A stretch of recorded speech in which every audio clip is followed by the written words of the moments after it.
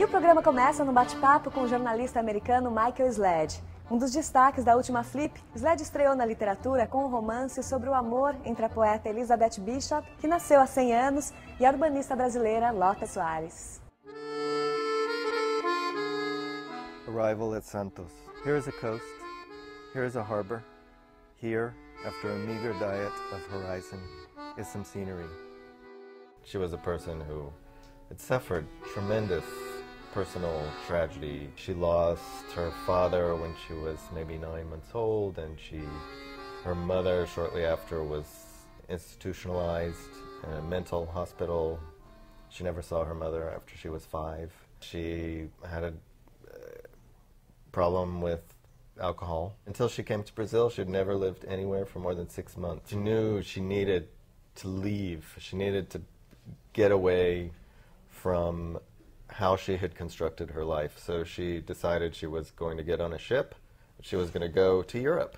So she went to buy a ticket, and she was so desperate. She's like, I need to leave now. And there was not a ship available to Europe, but there was one available to South America. The ship crossed the equator sometime in the night. Elizabeth sat on deck among the crates of cargo bound for South America, taking shelter from the damp wind. So she thought, I'll go to Rio, I'll stay 2 weeks, and then we'll see what happens, I'll keep going. Well, she got to Rio and she never left. And why she decided to extend from 15 days to 15 years? Well, that's what happens when you fall in love. She met the famous Lota, who was unlike anyone else. Though I have to say that, to back up a little, she had met Lota and Lota's companion at that time, his name was Mary. She had met them in New York maybe 5 years earlier. So she knew that they were in Rio and she came to visit. She went over and had dinner. She fell horribly ill and she never left the house. She had eaten a cashew that she was terribly allergic to, and her entire body became inflamed. So she stayed at the house. 2 weeks later, Lota said, "You're staying with me."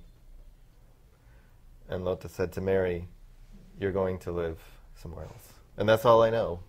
It's my job in my book to imagine what happened in those 2 weeks. How could one's world shift so completely for all three of those people? Mas ficar doente no Brasil é outra coisa.